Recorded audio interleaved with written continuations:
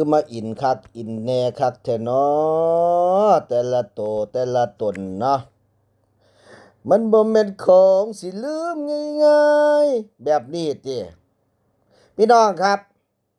มันเกินไปบ่ครับพี่น้องเกินไปไหมถึงขนาดบอกให้เขานี่เผาบ้านเผาเฮียนของอ่าของพยาบาลฟินแลนด์ตอนนี้ว่าบ่ฮู้ว่าเป็นบ้านเป็นเฮียนของผู้ใดที่อยู่ยโสครับพี่น้องอีหยังสิไปอินขนาดนั้นพี่น้องข่อยก็เงิดอยู่เด้มันบอกว่าจังไดวะติมันบอกว่าเก็บของเสร็จอย่าลืมจุดไฟเผาด้วยนะลูกอีย้ายอันนี้นี่นะถ้าเว้าแล้วมันเข้าคอระวังเด้อขอหาคมคูนี่6 เดือนนะจ๊ะ6 เดือนถึง1 ปีนะจ๊ะคมคูเนี่ยถึงแม้ว่าจะไม่ใช่เวลาที่มันมากแต่ไปเที่ยวอยู่ในไปเที่ยวฮ่องกงเนี่ยนะในมุ้งสายบัวเนี่ย6 เดือนเนี่ย1 วันเท่ากับเหมือน1 ปีนะกูจะบอกให้เว้าหยังคือบ่คิดบ่นี่เนี่ยอายุก็หลายแล้วเฒ่าจนหาม้อยงอกแล้วหรือว่ามันบ่มีมันโลนเบิดแล้วแขวจนคูออกจากปากเบิดแล้วเป็นหยังคือจังเว้าจังซี่คือบ่มีความคิดความอ่านที่แบบว่าเขาเลิกกันมันก็ต้องต่อสู้กันในชั้นศาลในสิ่งที่เขาคิดว่าเป็นของเขาในเมื่อเขาชนะมาตัวเองแพ้ก็ย้ายออกไปก็ที่ข้างๆก็ไปซื้อไว้ก็ย้ายออกไปที่ข้างๆนั่นน่ะตรงที่แบบว่าเป็นรีสอร์ทเป็นนอกดาวน์แล้วก็ย้ายออกไปสิ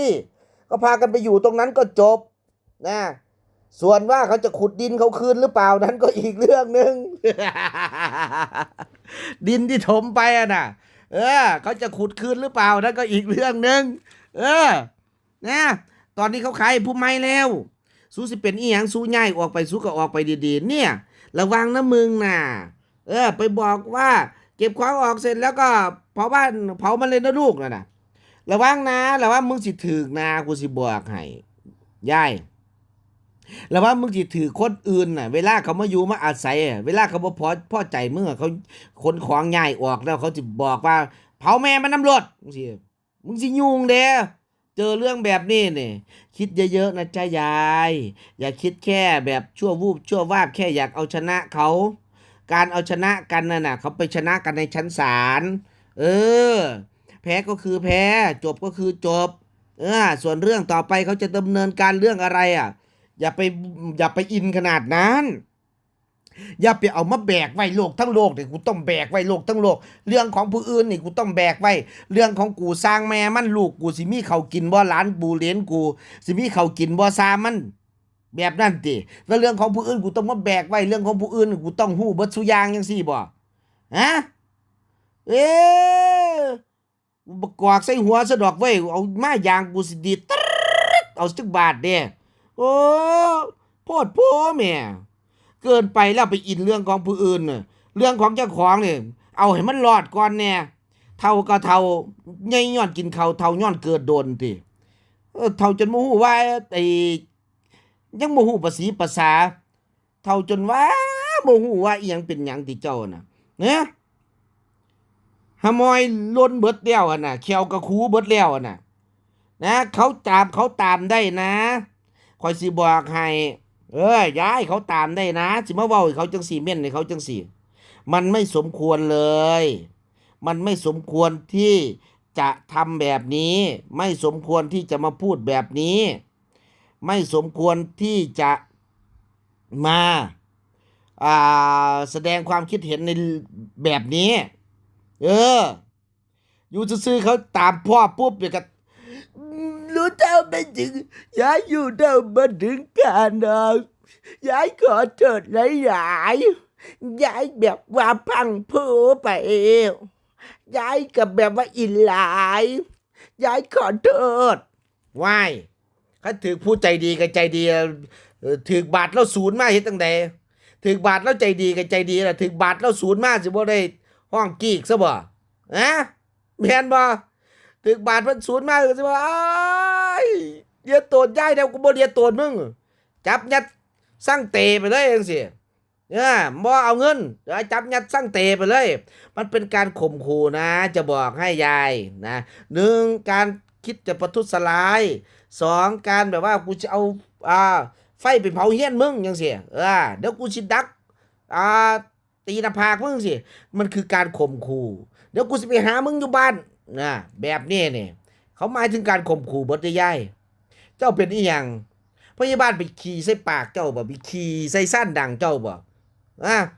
เล่าไปเหี่ยวใส่ปนกบปนเขียดเจ้าติข่อยถามแน่คือจังสิศูนย์คักแท้เอ้ยแล้วไปเหี่ยวใส่ผ้าเขาเจ้าติกูถามเนี่ย เออหรือว่าเราไปแม่นหยังกูถามแนวหรือว่าอยากได้เขาแล้วบ่ได้ติสิไปอินหยังกระดอกกระเดี่ยแท้เรื่องของอดีตเขาสิจัดการของเขาเอง เขา2คนเนี่ยพยาบาลกับคนที่เจ้าเสียนี่เขาบ่ได้มันมาทุกข์มาร้อนมาหยังเลยเขาเจ้าก็เดิมเนินตามกฎหมายเงินคำกำแก้วเพิ่นก็มีเป็นผู้ละ100 ล้านเจ้าน่ะค่อยถามแน่สิหาเรื่องใส่เจ้าของเด้คือปึกคักแท้สมองน่ะไปอินโพดอินโพนี่แหละอันพวกที่เป็นเหยื่อของโซเชียลอันซุ่มพวกหมู่นี้น่ะพี่น้อง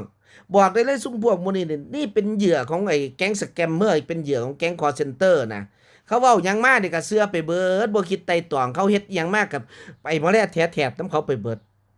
มันต้องไต่ตรองก่อนที่จะเป็นแบบปึดวัดไปน่ะสิเอาแต่หูลูบเจ้าของสิเอาแต่แบบลูบเจ้าของไปอย่างเดียวมันก็บ่แม่นแล้วเว้ยพวกเหยื่อเก่งคอลเซ็นเตอร์เหยื่อสแกมเมอร์นี่ล่ะไปอินคักอินแน่แต่เจ้าของเบิ่งในสภาพความเป็นอยู่น่ะเบิ่งเขาแน่พุ่นน่ะแต่ละคนน่ะเบิ่งเพิ่นแน่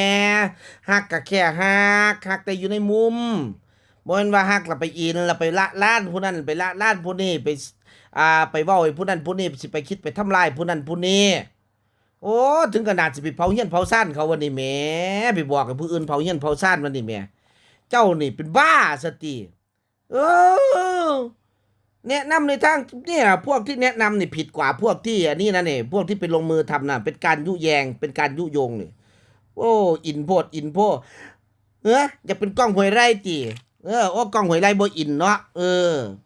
นะเกินไปเกินมนุษย์มนาเท่าแล้วแท้ที่สินเขาวัดเขาว่าฟังธรรมะธัมโมนะพุทโธเดินจงกรมปล่อยว่างพรหมวิหาร4แม่นบ่เมตตากรุณามุทิตาอุเบกขาว่างเสยเป็นบ่เรื่องของผู้อื่นน่ะหรือบ่ได้เรื่องของชาวบ้านคืองานของเราบ่นะไปสอดไปเสือกไม่เรื่องของผู้อื่นเบิดคือข่อยนี่ล่ะ จะว่าข่อยบ่ไปทำลายผู้ใดเด้มีแต่บักกอกไปใส่โลดแล้วแม่นบ่อย่าไปหาเฮ็ดจังซี่เด้อยายอันตรายเจ้าเด้เดือดร้อนลูกเดือดร้อนเต้าเจ้าเด้เฮ้ย